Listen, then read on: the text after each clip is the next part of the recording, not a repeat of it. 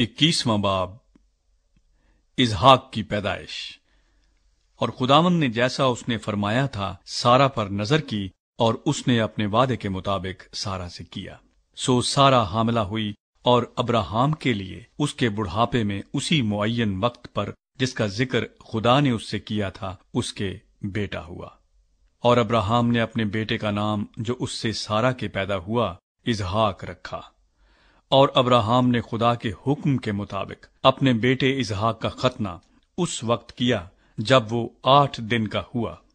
और जब उसका बेटा इसहाक उससे पैदा हुआ तो अब्राहम 100 बरस का था। और सारा ने कहा कि खुदा ने मुझे हंसाया, और सब सुनने वाले मेरे साथ हंसेंगे। और ये भी कहा कि भला कोई अब्राहम से कह सकता था कि सारा लड़कों को दूध पिलाएगी, क्योंकि उससे उसके बुढ़ापे में मेरे एक बेटा हुआ। हाजरा और इस्माइल को घर से निकाला जाता है। और वो लड़का बढ़ा और उसका दूध छुड़ाया गया। और इसहाक के दूध छुड़ाने के दिन अब्राहम ने बड़ी ज़ियाफत की। और सारा ने देखा कि हाजरा मिस्री का बेटा जो उसके अब्राहम से हुआ था ठट्ठे मारता है। तब उसने अब्राहम से कहा कि इस लौंडी को और उसके बेटे को निकाल दे, क्योंकि इस लौंडी का बेटा मेरे बेटे इसहाक के साथ वारिस न होगा। पर अब्राहम को उसके बेटे के बाइस ये बात निहायत बुरी मालूम हुई। और खुदा ने अब्राहम से कहा कि तुझे इस लड़के और अपनी लौंडी के बाइस बुरा न लगे। जो कुछ सारा तुझसे कहती है तू उसकी बात मान, क्योंकि इसहाक से तेरी नस्ल का नाम चलेगा, और इस लौंडी के बेटे से भी मैं एक कौम पैदा करूंगा, इसलिए कि वो तेरी नस्ल है। तब अब्राहम ने सुबह सवेरे उठकर रोटी और पानी की एक मश्क ली और उसे हाजरा को दिया, बल्कि उसे उसके कंधे पर धर दिया, और लड़के को भी उसके हवाले करके उसे रुखसत कर दिया। सो वो चली गई और बीर सभा के बियाबान में आवारा फिरने लगी।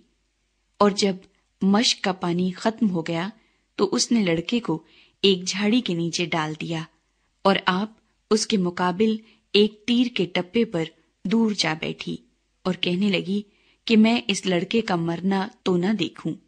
सो वो उसके मुकाबिल बैठ गई और चिल्ला चिल्ला कर रोने लगी।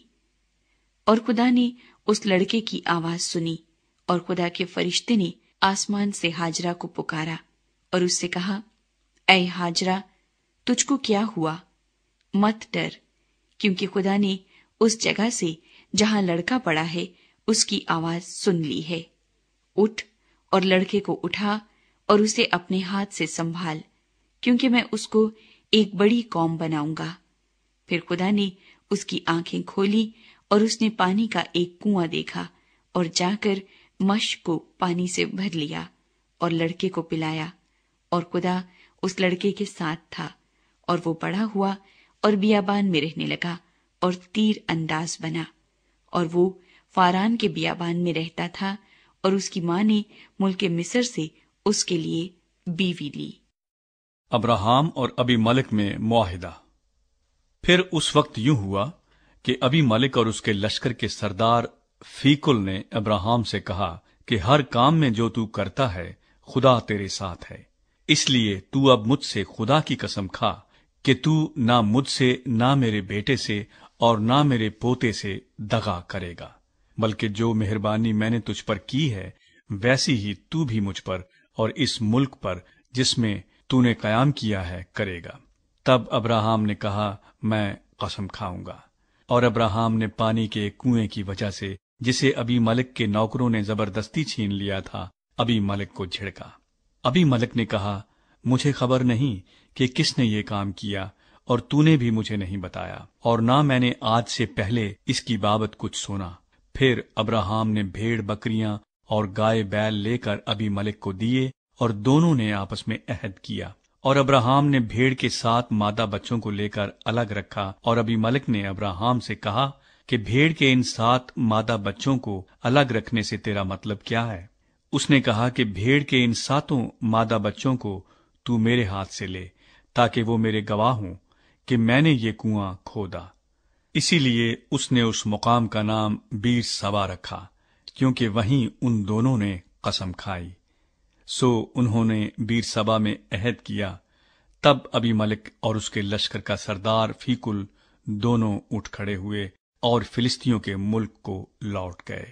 تب ابراہام نے بیر سبا میں جھاؤ کا ایک درخت لگایا، اور وہاں اس نے خداوند سے جو ابدی خدا ہے دعا کی، اور ابراہام بہت دنوں تک فلسطینیوں کے ملک میں رہا۔